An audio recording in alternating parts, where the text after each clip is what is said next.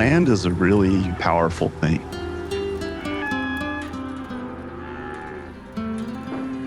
Working not just on it, but with it and in it. It's important in ways that are difficult to describe. It shaped your parents, how it's going to shape your children. We fail to learn lessons from this land at our peril. As a scientist, part of my job is to make sure that we learn those lessons well.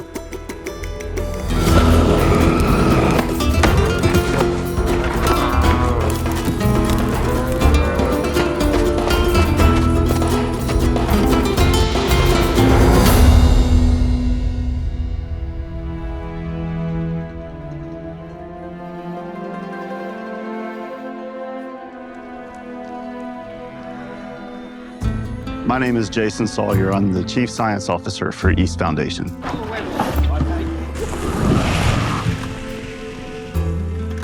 The East Foundation was formed by the East family. Robert Claude East put his ranching legacy in trust and created the East Foundation, 6 separate ranching properties. They operate as one large ranching system. They're integrated.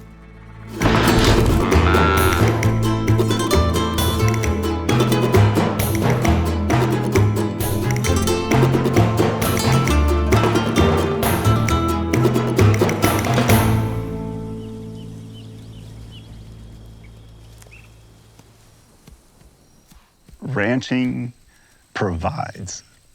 Our goal is to produce food for people, but also to steward this landscape in a way that provides for wildlife, for cattle. The ranchers that operate on these lands are passionate about those things. And one of the results of that is there's still space. There's space for all kinds of things. Space for cattle, space for wildlife, space for ocelots.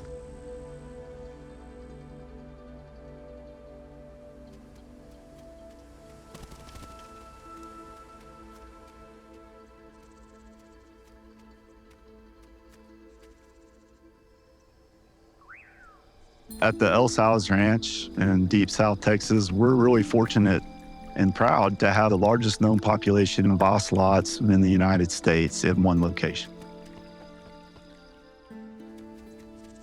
Ocelots are really cool creatures. It's a small cat covered in beautiful dappled spots. This amazing jewel in the landscape.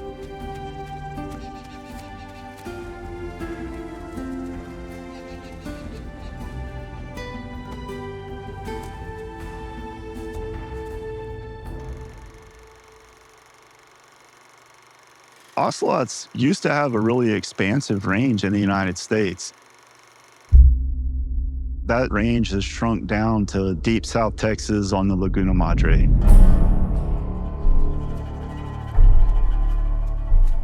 Their fur was valued and they were hunted and pursued.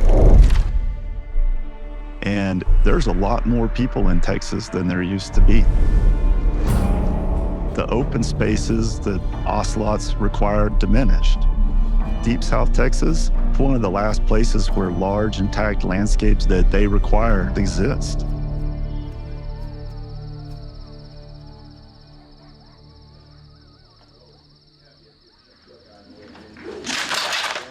Están asustados los caballos, muy asustados.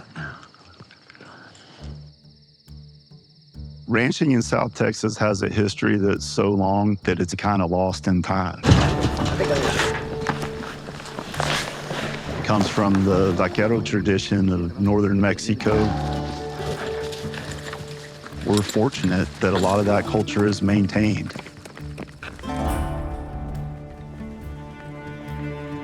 In today's world, speed is valued. there's a lot of pressure to be in a hurry. Or we can take our time.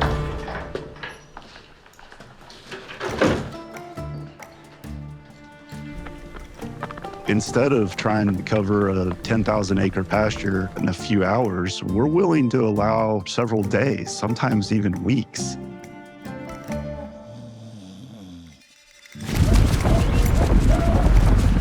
The closer that we live to the land, the more we tend to appreciate the diversity of life that surrounds us.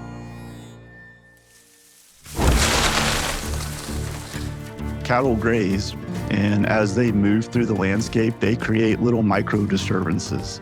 Small mammals hide seeds and find seeds. Turkeys scratch and root. It's what provides our ability to capture rainfall. The growth of plants provide both food and shelter, and fires disturb that landscape. Each of those contributes to the aeration, turnover, and accumulation of organic matter in our soil.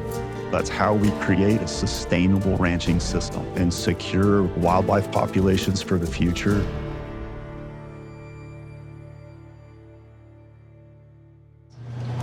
One of the things that is important to us is to learn as much as possible about ocelots so that we can make the best possible decisions for their future.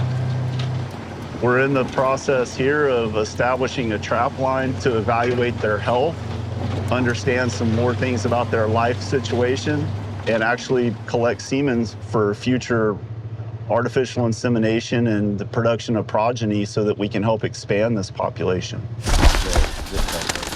What we mainly look at are all the small trails you'll see kind of going through all of the understory. And so this trap is really set up to hit about 4 different spots. So if that cat walks through any of these, one of the first things he's going to see, or she is going to see that bird in the back of the cage. The others, because they have birds in those cages. So let's Ashley Reeves. Ashley's been working on Ocelot for the past 3 years. She's the expert in ocelot research, and she's been trying to perfect the artificial insemination techniques so that we can do captive propagation. Ready? Yeah. So far we've set 14. Today we're setting another 16, so we'll be at a total of 30 for now. So if we get a cat, we send out a large message, and then we all travel from Kingsville to come down and process.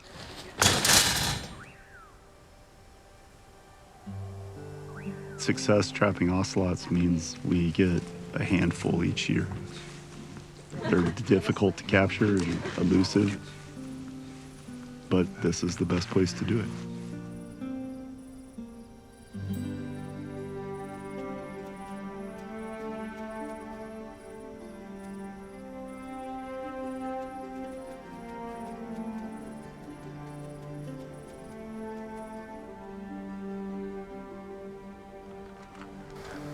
How far is she? Oh, you can see the trap. We feel really proud and fortunate that we have the largest documented ocelot population in North America on one of our ranches. That's a really special thing.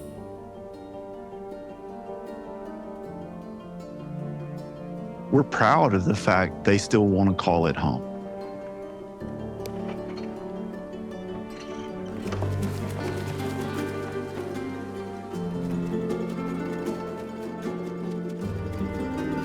We work very hard to make sure that large landscapes are left intact, and we do that through ranching.